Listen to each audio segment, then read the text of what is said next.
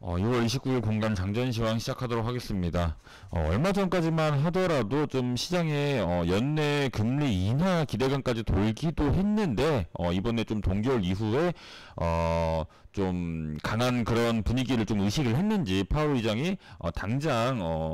7, 8월, 8, 9월 연속적으로 금리 인상을 할 수도 있다라고 좀 발언을 하면서 아직 좀 시기상조인 것을 다시 좀 확인하면서 시장이 좀 혼조세를 보이고 있고, 다행히 좀 메타 중심으로 대형 기술주들이 좀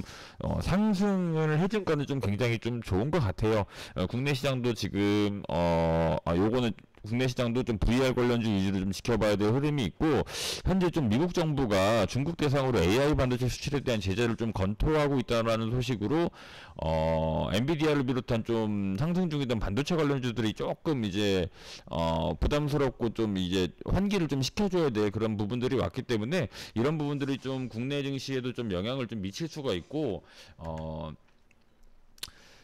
이 반도체 위주의 좀 혼조세가 나올 수 있기 때문에 금일 시장도 좀 낙폭이 좀 나올 수가 있습니다. 대형주 위주로 좀 삼성이나 SK 하이닉스가 좀 빠지면서, 다만 이 대형주 위주로 좀 흘러가던 자본이 테만주로 좀 분산이 된다면은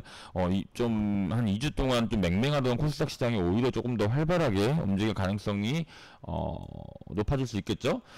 메가스터디를 좀 포함한 대형 입시학원에 대한 전격 세무조사에 좀 돌입한다고 하면서 그동안 좀 이 킬러 문항 배제 소식 이후에 지속해서 좀 교육 테마주들이 좀 좋은 모습들을 보여줬는데, 이 애니 능률이나 비상교육, 아이비 기업 등 좀 공교육 위주로 좀 흘러가던 이 수혜 테마주들이 반사이익으로 좀 강하게 시세가 좀 나올 수가 있는 시점이니까 교육 테마주들 좀 주의 깊게 보셔야 될 것 같고요. 그리고 메타의 부활 또한 시장이 강한 모멘텀이 될 것 같아요. 지금 가장 크게 좀 AI 생성형 AI와 좀 VR 관련주들을 필두로 좀 메타가 좀 성장을 하고 있고, 그리고 이제 이 부분들을 좀 애플이 먼저 신호탄을 쏘아 올리긴 했는데, 현재 좀 생성형 AI 부분들이 또 많이 좀 상승을 한 부분들이 있기 때문에 흘러가는 수급은 좀 지켜봐야겠지만, 좀 VR 관련주들이 상대적으로 조정을 많이 받아서 바닥에 좀 위치하고 있기 때문에 VR 관련주 위주도 좀 강한 파동이 좀 조만간 다가올 수가 있을 것 같습니다. 그리고 전일 같은 경우 큰 움직임은 없었는데 좀 매집봉 형태의 형식의 좀 모습들을 많이 보여줬던 걸로 봐서 이거는 좀 실시간으로 좀 계속 좀 수급을 체크해야 될 것 같아요. 당분간 VR 관련주들은 무조건 관심주에 좀 넣어놓고 보셔야 된다고 생각을 하시는 게 좋을 것 같고,